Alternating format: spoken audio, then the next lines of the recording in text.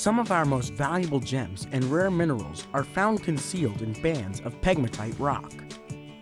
How do these rocks produce the minerals we use for everything from jewelry to the batteries for our cell phones?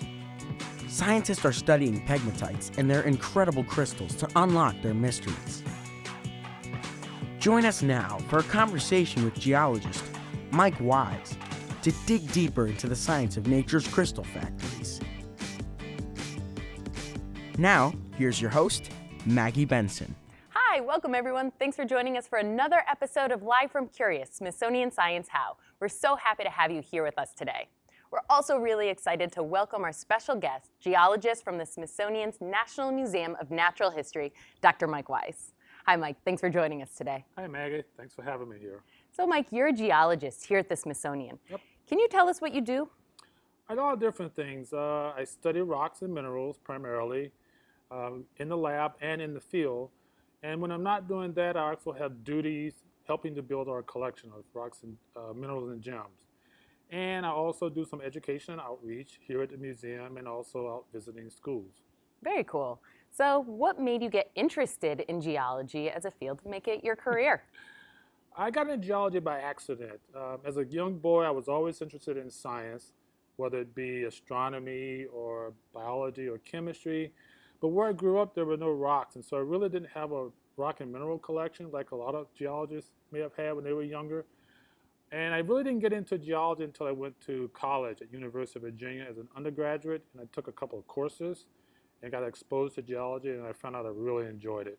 So, Mike, here at the Smithsonian as a geologist, you study one very special kind of rock. Yep. What is that? I study a rock called pegmatite. It's a type of igneous rock that's pretty unique, I think at least. What is igneous rock? Igneous rocks are rocks that form from the crystallization or solidification of molten magma or melted rock, whether it be below the surface or erupting at the top like volcanoes. So is that similar to something like granite that I'm familiar with as an igneous rock? Yeah, actually, in fact, pegmatites have mineralogy very similar to granites. Typically, a granite is made up of feldspar and quartz and maybe some micas, and pegmatites as well. So I have some examples here. This is a mineral feldspar. We have an example of quartz and a big sheet of mica. And so it's basically the same minerals as most granites. But what's different? What's different is the grain size, the crystal sizes. If you look at a typical granite, most of the crystals are really small, about a millimeter or so. But pegmatites can grow these giant crystals, and I mean giant, bigger than you, bigger than me, and I'm 6'3". Some of the largest crystals ever reported came from pegmatites, and they were about 50 feet long. So think about the size of a telephone pole to give you an example. That's huge. So what we're looking at here, I mean, this mica that you just showed us is gigantic. Gigantic for most igneous rocks. If you look at volcanic rocks or any other type of igneous rocks, they don't form crystals that are very large. Only pegmatites do. So what makes pegmatites unique in their formation? Well, they're unique in their formation in that they are able to concentrate a lot of rare elements, a lot of elements that don't occur in large quantities in most igneous rocks. And so, for example, we have elements like tantalum and beryllium and lithium, which may occur in those pegmatites, but in the formation of a granite body, which starts out as a granite melt below the surface. So that's volcanic material. Well, it's not really volcanic material, it's molten rock. We only consider it volcanic material when it comes to erupts at the surface. But as the granite is crystallizing, the elements like tantalum and lithium don't go into the mineral structure of the feldspars and micas. So they remain behind and end up in this water-rich solution that eventually squirts out into the country rock, and those eventually crystallize to form pegmatites. Wow, very cool. So I see a huge diversity of shapes and colors in the huge crystals that are here on the table. What causes this diversity? The diversity is due in large part to the chemistry. It's a very unique chemistry as far as most igneous rocks go. Pegmatites, whatever that process is that makes pegmatites, allows it to concentrate a lot of unique elements, almost half the periodic table, in fact. Wow. Yeah. So most igneous rocks don't do that.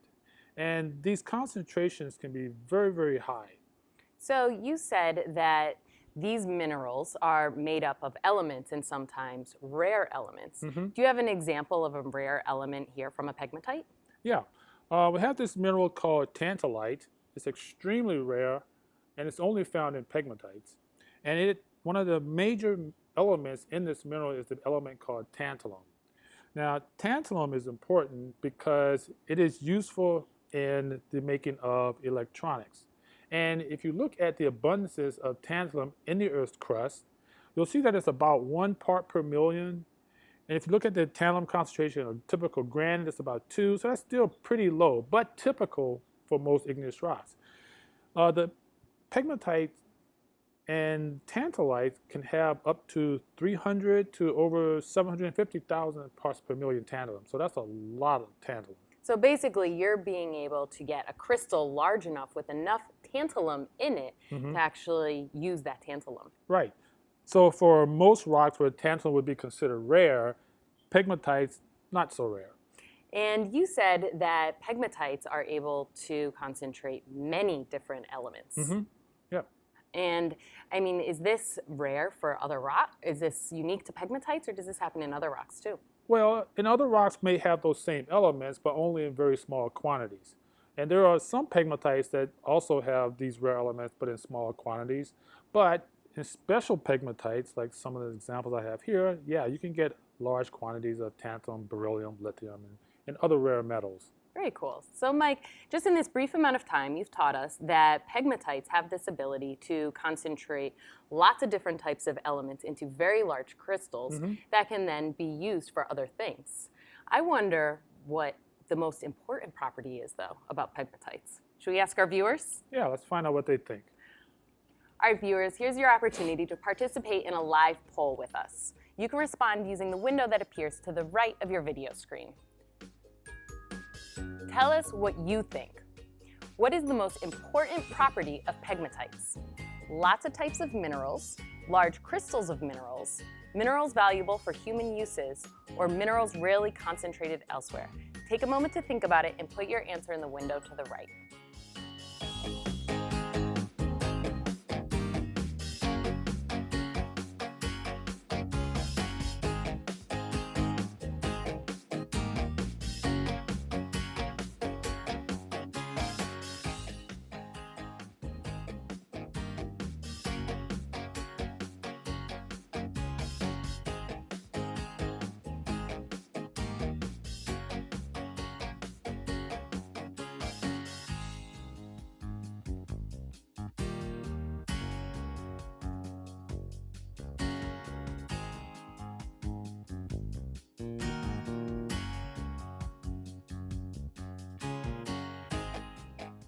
So Mike, the results are coming in, and we really have a pretty even distribution between large crystals of minerals and minerals valuable for human uses.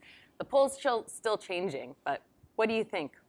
Well, all of those are pretty good answers, but I think the most important feature is the large crystals, because frankly, that's what defines a pegmatite, is by their large crystals. So for me, that's the most important feature. And what makes large crystals so special?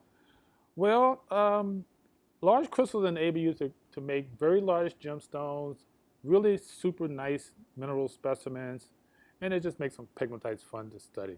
And really beautiful. Yeah, really beautiful things. All right, Mike, we have a student question. You ready to take it? Okay, fire away. All right, let's see. Hi, I'm Ella, and I'm a 5th grader at Flores Elementary School. My question is, what do pegmatites tell scientists about the region's history?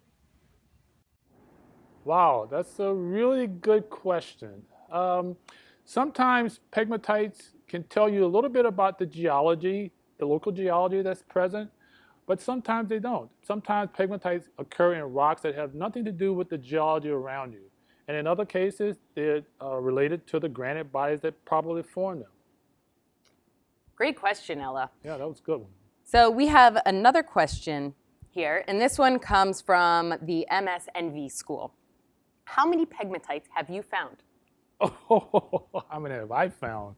Wow, that's a hard one. I can't say that I have found some new ones myself, and I visit a lot of places around the country, but there are some pegmatites that I have looked at that have never been studied before or have been studied in detail. And so I don't think I can really answer that, how many new ones I found. All right, we have another student question. This one comes from Sahaj.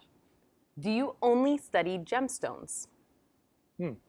No, I don't only study gemstones. In fact, I actually also study minerals from pegmatites that are pretty black and ugly, and most people probably wouldn't even pick them up in the first place. But even those minerals can give us some information about how pegmatites form. Wonderful. Great questions. Keep them Yeah, coming. that was a good one. That was a real good one. So, Mike, I want to learn more about the human uses of pegmatites. What kind of economic value does this type of rock have? Well, unlike a lot of other igneous rocks or other rocks in general, pegmatites have basically 4 different types of material that they can produce. There are things we call strategic metals, industrial minerals, gemstones, and collectibles. So let's explore each one of those now. Okay. And let's start with strategic metals. What does that mean? Well, these are metals that are required and used in industry and technology and in the military field. What kind of pegmatites are used? Well, it's not so much the pegmatites themselves as the minerals that are present. So, for example, tantalite. Tantalum is really important in the use of electronics in today's technology. And so without tantalum, a lot of the things that we use or take for granted don't work properly. So for example, your cell phone and smartphones have this little device called a capacitor. And in this particular one, which we ripped the back off, there's this little tiny little square thing here called a capacitor, which stores electrical energy that the cell phone can then use. And so pretty much every electronic device like cell phones, computers, video game consoles, can have capacitors in them. So what happens if there wasn't tantalum? They might not work. In fact, there were several years ago when the PlayStation 2 video game came out, there was a shortage because there was a shortage of tantalum. There was not enough tantalum to make all the capacitors needed to fill their orders for these PlayStation 2s. Wow, interesting. So tantalum and pegmatites are incredibly important for our gadgets to work. Yep. There's also an element called lithium, and lithium is used in the making of lithium batteries, which we all know are in the cell phones as well. And what kind of pegmatite does that come from? It can actually be in a same pegmatite that has tantalite. So it comes from the mineral spodumene, which is the primary ore for lithium. Very cool. So let's explore another one of those human uses. You said that they're used in industry. Yeah. What kind of industry? Well, the industrial minerals are basically non-metals. So things like quartz and feldspar and micas, which are not really metallic minerals, those are used or mined from pegmatites for use in the glass-making industry, in making cookware like Corningware, things like that. The micas are used in paints and in cosmetics like makeup, eyeshadow. Yeah, I have to thank pegmatite minerals for makeup today. It's what makes it glitter. All that glitter is due to little tiny pieces of mica that's ground up and incorporated into the cosmetics. Wow, Mike. So who knew that everything from makeup to cell phones to gaming consoles depend on the minerals that are produced by pegmatites? That's right. So there's another one that, another use that you mentioned, gemstones. And I see some beautiful stones here. Yes, we have a few gemstones here. And this is what most people may be familiar with. Things like aquamarine and topaz and tourmaline and garnet, they are found in as gemstones that are cut from minerals from pegmatites. Now, some of them I would hate to actually cut up. Is there a use for some of these minerals as in this raw form? Well, I hate cutting them up too, but before I get on to that, I have something I want to share with our viewers. All right. In order to cut gemstones, wow! this is a cut stone of quartz.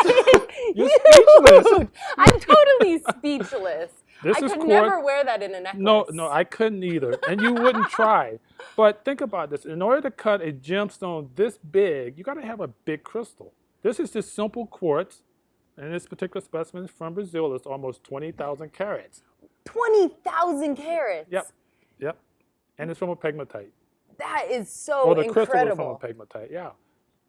So this huge gemstone, I mean, the actual crystal that it came from must have It been, had to be big. It had to be at least twice that size, at least. wow, that's amazing. Yeah.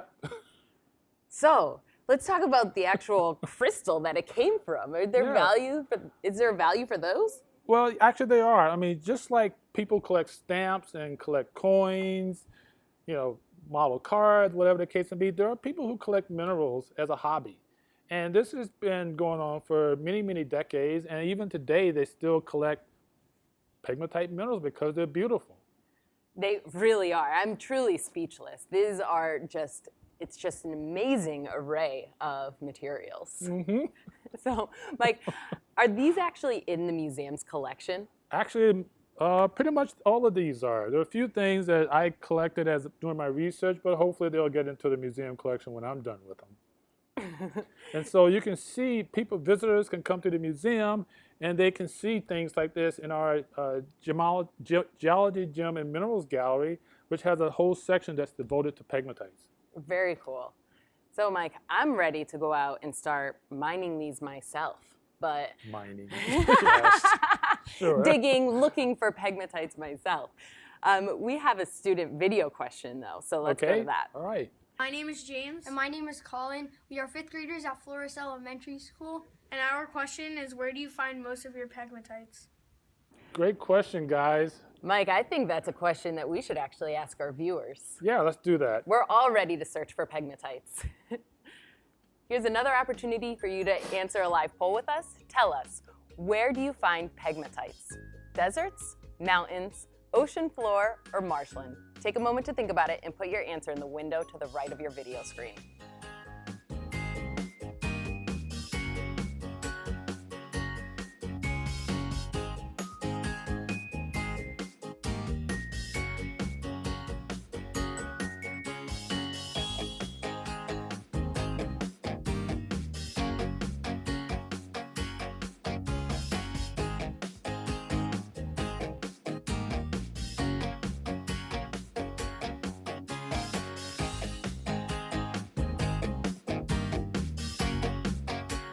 Mike, the results are still coming in, but 85% of the viewers think that the answer is B, mountains. How'd they do? All right, that's good. Because most granites, most of the pegmatites are associated with, occur in mountain ranges. So can you give us an example of some pegmatites that you've actually found in your career here? Yeah, when I first started here, I actually was spending most of my time in Maine looking at pegmatites there. And then I started working in Rhode Island and in Virginia, North Carolina, and as far west as California, and Colorado, and Nevada. We are fifth graders. So I know that you found an amazing specimen in Colorado. Can you tell us about that? Yeah, during one of my trips out there, one of the miners had found some pegmatites, and he found these pockets, which are essentially holes in the pegmatites where crystals can grow into. And he invited me to stick my hand in and see if I could pull something out, and I did. I reached in, felt something that felt like quartz crystals, wiggled it out, and pulled out a very nice Amazonite specimen, which is green feldspar with black smoky quartz. So this is what we're seeing here. Yeah, that's the piece. And they nicknamed it the Smithsonian pocket because I was a Smithsonian employee at the time. But the sad thing is we didn't get to keep this for the museum. It's really a spectacular sample. Yeah, it was fun. I mean, I was being the first to pull something out of the ground for the first time. So Mike, are pegmatites located all over the world? Yep, they're located on every continent, even Antarctica. With all that ice, you never would expect that there are rocks there, but there are some rocks exposed, and there are pegmatites in some of the mountain ranges in Antarctica. So if I wanted to go search for pegmatites, like the minerals that this one produced, would I know where to look? I mean, do scientists know where certain pegmatite minerals are found? We have a pretty good understanding of where the major pegmatite deposits are, the major pegmatite areas. Like there's some of these, Brazil is one of them, in fact. But one of the things I'm trying to understand is there a connection between the type of pegmatite and broad geologic processes? So for example, we know that where places where the Earth's crust comes together to form mountain chains like the Himalaya Mountains or the Appalachian Mountains, there are large amounts of granites were developed, and there are pegmatites strewn all along those mountain chains.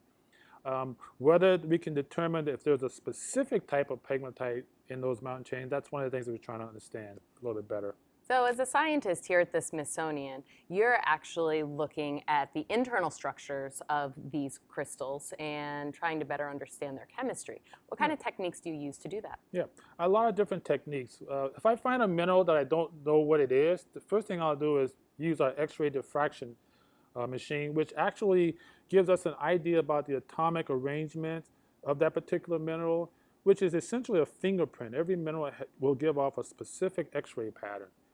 From there, I'll move on to the electron microprobe, which gives us chemical information. So it allows me to determine which elements make up that particular mineral.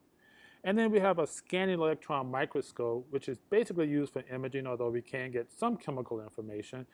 And it allows us to see surface features, or if we have a polished section, we can see things like zoning, or if there's replacement going on, a whole bunch of really neat things you couldn't see with the naked eye.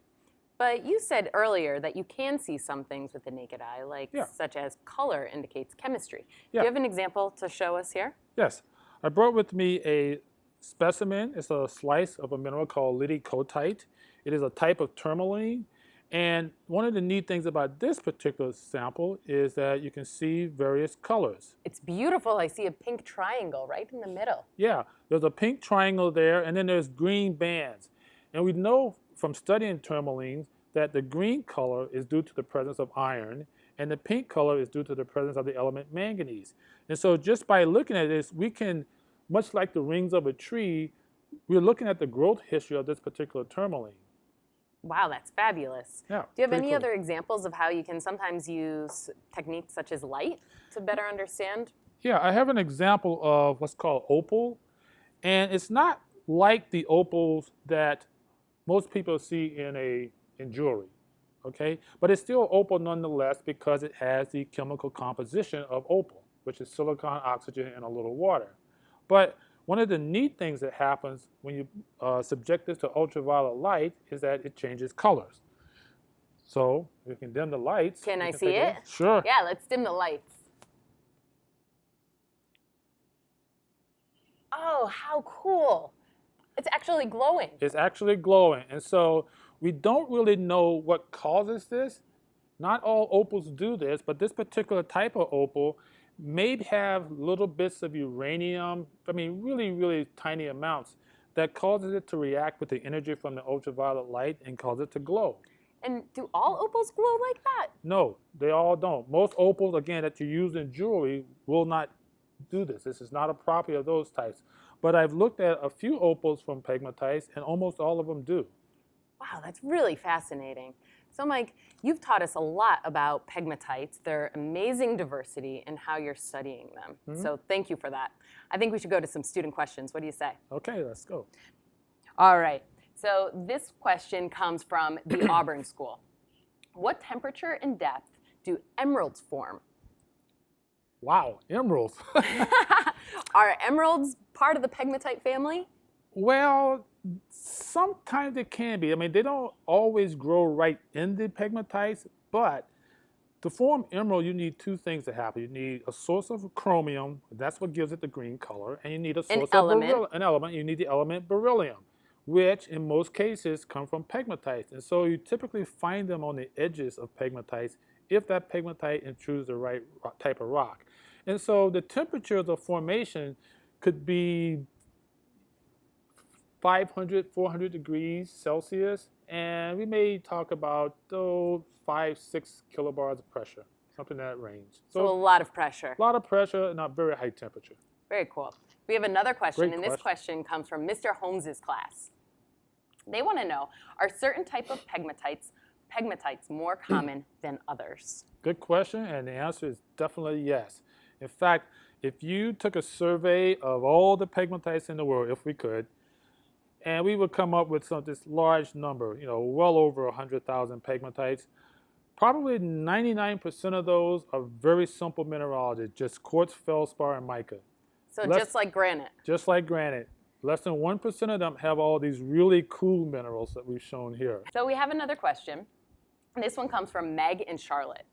What is your favorite pegmatite specimen at the Smithsonian and why? Meg, everybody asks me that question. Um, ah, I have a hard time picking a favorite because I like them all, whether they're really gem quality ones or just this cruddy black little skim on the surface.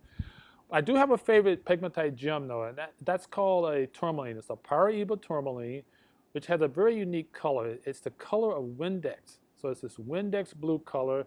The color gets its color from the presence of a little copper in the tourmaline, which is quite uncommon for tourmaline in general to have copper in it. Very cool. We'll Yeah. have to find some Paraíba tourmaline. Paraíba tourmaline, yeah. If you want to find Paraíba tourmaline, you got to go to Brazil or Nigeria or Mozambique.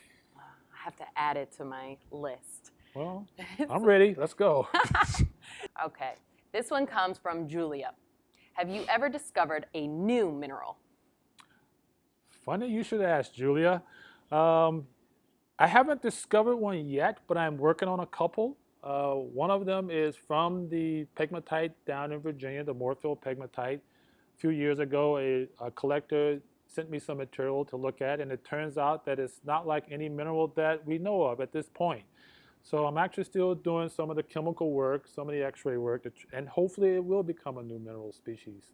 We have one last question, and this one comes from MSNV School. Have you ever looked for pegmatites in Maine?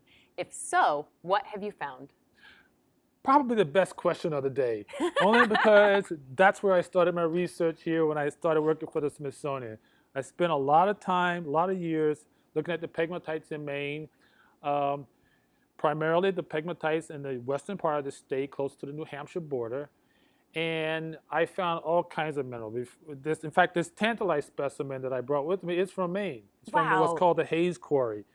And I had to fight off one of my colleagues to bring it back because he wanted to take it. But I found tantalite, we found beryl, spodumene. Oh, I know I'm very interested in looking for pegmatites, and maybe some of our viewers are too, in Maine and in Virginia. How can students get involved if they're interested to learn more? Well, if you want to learn more about geology, I would suggest you go outside. Go look at a rock. Pick it up, study it, break it open, see what's in it. Because frankly, rocks gives us the clue to understanding how the earth works. And this is what geologists do. We look at rocks. If you don't have rocks in your area, like I didn't have any when I was growing up, go visit your local museum. Look at their geology collection, their display. If you're in DC, visit the Smithsonian here. Visit the Natural History Museum and stop by the Geology, Gems, and Mineral Gallery. And if you have time after all that, you can stop by Curious, and you can actually pick up specimens, look at them under a microscope, handle them much like much like a geologist would do. Thank you so much, Mike, for helping us better understand what pegmatites are and how cool they really can be. Thanks for having me. Thanks for all the great questions. I hope we got some young pegmatologists out there in the future. Me too. Thank you so much for joining us for this episode of Smithsonian Science How. If you want to see the program again, it'll be archived later this evening on curious.si.edu.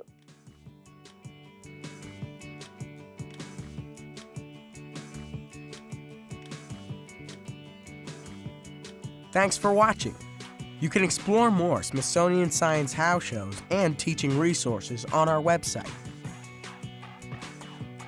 curious.si.edu.